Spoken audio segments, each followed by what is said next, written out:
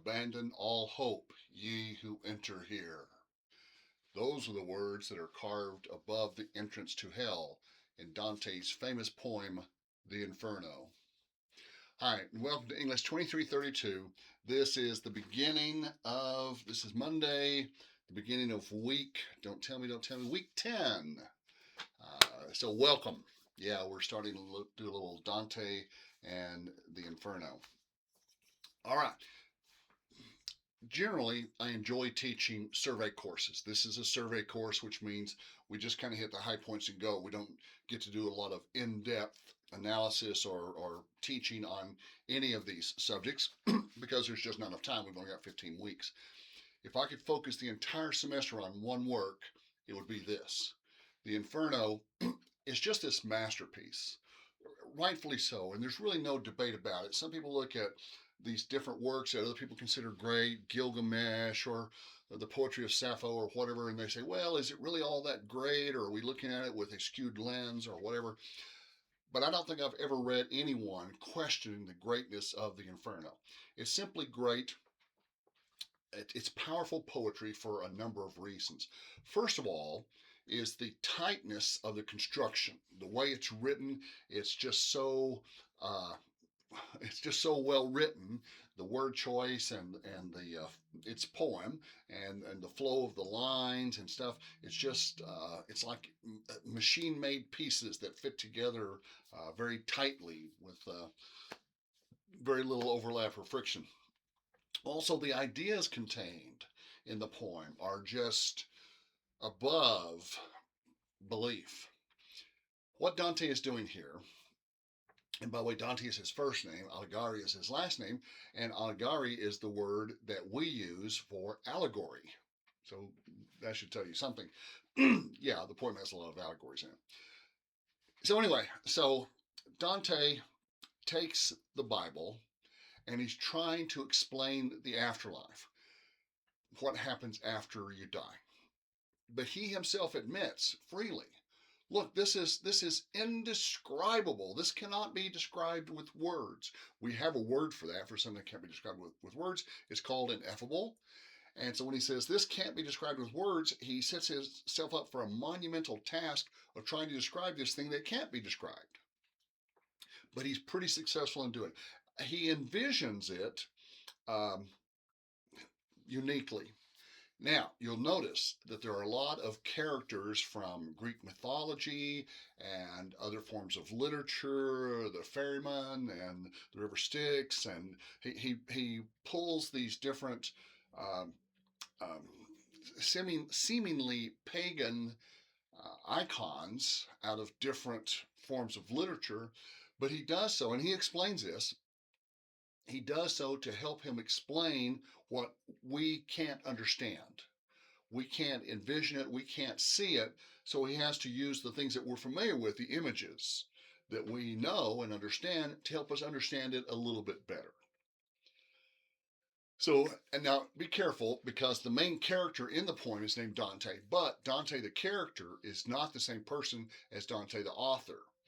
First of all, he's a lot younger, and secondly, Dante the character is much more innocent and naive and much more of a student, whereas Dante the author is older and he's wiser and he's very political.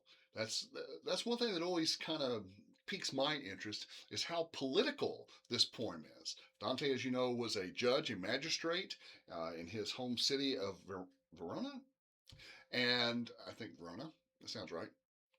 And he was um,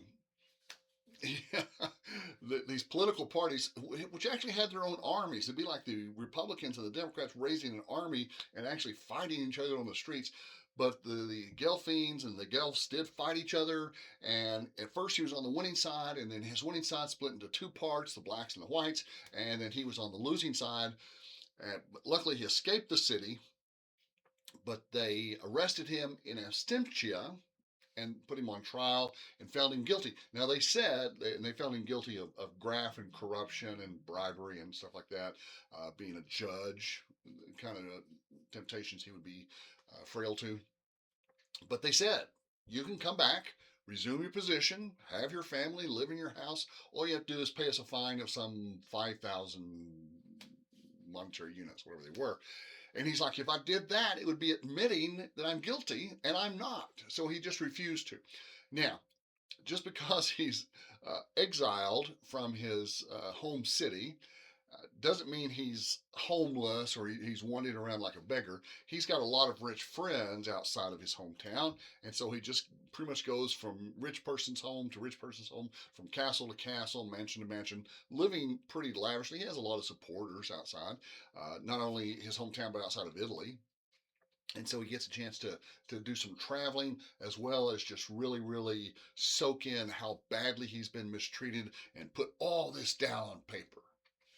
So he's describing hell from the viewpoint of somebody who's been just terribly abused by people he thought were his friends.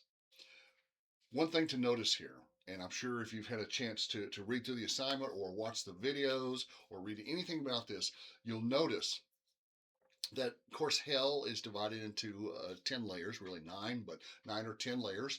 And the ones that we consider the worst in our society, the violent offenders, the murderers, they're just a little bit further than halfway down. I think level 7. At the very bottom are the traitors, the ones who commit fraud against their good friends, against those whom they have a special responsibility. And the reason for that, not because it's biblical, but because that's what happened to him. So that's what that's why he puts it in there. This poem was written in the Italian vernacular, which means the language of the common people, which was not a popular medium for artistic expression at the time. But because his poem became so popular, a lot of people learned to read and write.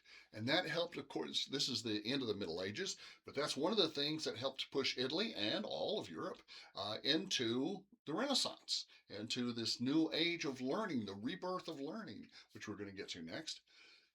So it's just this immensely popular and powerful poem, which is changing society, is changing his culture, and it's all because of a personal vendetta. Kind of, sort of. A little simplification there. Okay, you also need to know who his guide was. He doesn't go through hell alone. He is a privileged journey through hell, and his guide is Virgil. You remember Virgil from our last unit. He's the one who wrote the Aeneid, considered one of the greatest works of poetry by a Roman author. Talks about or describes the mythological founding of the city of Rome, the eternal city, the New York of its time.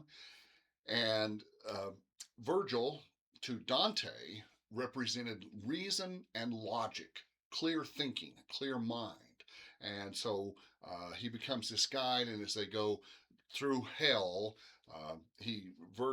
Virgil explains all these different people to him. Although Dante seems to recognize a lot more of these characters than I think I would. But really, Dante and Virgil are explaining them to us, and Virgil's questions, of course, are our questions. And so, yeah, that's how we learn about what he's teaching us. Okay, so you got Dante and Virgil climbing down. In his mind, he pictures hell. Now, hell, again, he's trying to explain something which is mentioned repeatedly in the Bible more than 160 times, but it's not clearly described. And so he chooses to describe hell as a cone, as a funnel with these little layers. And there are 9, although really 10, because he counts the top layer of hell, the vestibule. I call it the front porch. If you think of hell as a house, then the front porch would be the vestibule or the top layer. And there are angels there. Now, it's weird to us to think of angels being in hell, but these are the angels who, in the great war of heaven, they did not side with God or the devil. They were ambivalent. And so they are doomed forever to chase a flag, a banner, a flagless banner. Also, on the vestibule of hell are notable Old Testament characters like Moses and Noah and Abraham, because they did not know Jesus Christ. Now, what he's doing here is he's taking a very literal interpretation of the New Testament, in which Jesus says, "Nobody gets to the Father except through me." So, if you didn't personally meet Jesus Christ or know him after his resurrection, then you don't get to go to heaven, even if you're one of the Old Testament characters. Main character, one of the main good guys. You still have to go to hell, but luckily you get a really nice spot in hell, because the vestibule of hell is very nice. It's more like sitting on a rocking chair in the front porch. And he goes further down and down and down. And of course, the punishment are commensurate with the sins. And so the lighter the sin, the lighter the punishment, the worse the sin, the worse the punishment. And who gets to determine which sins are more serious or more grievous than others? Of course, the author. So, yeah, Dante does that for us. It is helpful to know which one of each of the main circles represents.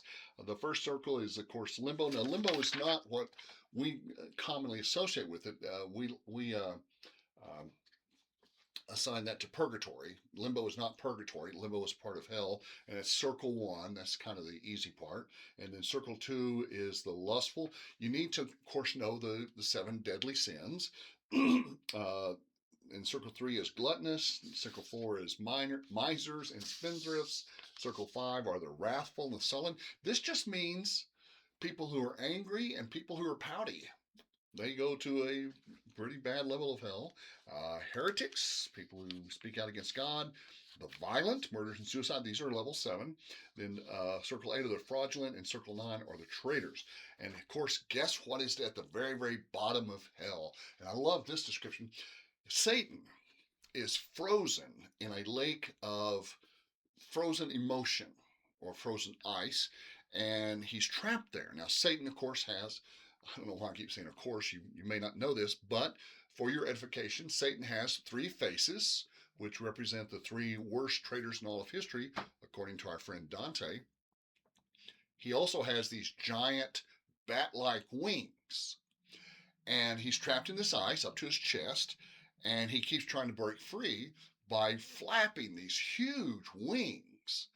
Well, the flapping of the wings is what causes the ice to stay frozen. If he would stop flapping his wings and trying to escape, the ice would melt and he can get out. But Satan's pride won't let him stop trying. So he is literally trapped by his own pride, which of course is one of the worst sins.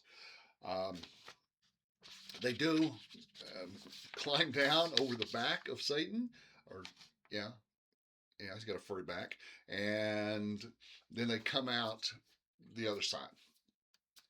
It really is a fascinating tale. We're only going to do, I think, the first 4 cantos, the first 4 books of the Inferno, and then the last 2.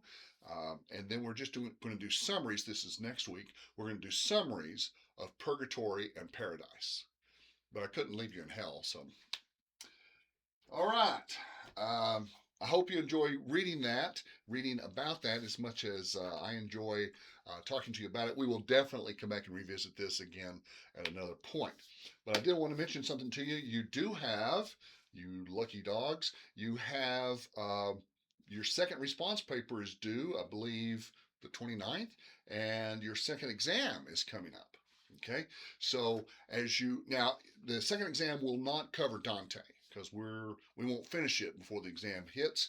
So it'll only cover up through Beowulf and Virgil and the Middle Ages. It'll also cover, well, basically everything in week 6, 7, 8, and 9. Yeah, that's not too bad. 6, 7, 8, and 9. Yes. So be familiar with that. Of course, we'll be using HonorLock again as our virtual proctor. You want to, seriously, when you take the test, using HonorLock, any test, you want to just pretend like you're sitting in the classroom taking the test in front of your instructor. Don't be reading the questions out loud. Don't be looking off to the side or talking to somebody. All of these things will result in flags and could result in points being taken off the test. So, yeah, just it's multiple choice. You've got all the information. You've been taking good notes as we go through the PowerPoints and the handouts. And study your notes. You're not allowed to use your notes. This is not an open book or open note test. But study your notes before the test, which I think is going to be this Thursday. Does that sound right? Thursday, April the 25th? Does that sound right? I'll double check and let you know. I'll send an email and post another video on it. But yeah, I hope you'll do well. And then the paper will be due Sunday before 11:55 p.m. It's a second response paper over, probably over, Oedipus or Parable of the Cave, one of those. And again, you want to, on the response paper, you want to pick something very specific, one specific quote or one specific event or one specific aspect of one character, and respond to it. Tell what you think, just your feelings. I believe, I think, I don't see why not. I don't understand why he didn't, or why this didn't happen, or why the author explained it this way instead of that way. I just want your in-depth personal reaction. Remember, response paper is an opportunity for growth. It's an opportunity to learn as you write out, as you explore your feelings on paper. Okay, slightly longer video today. Welcome back after spring break. If you have questions, please drop me an email, jfly@southplainscollege.edu, and I'll get back to you.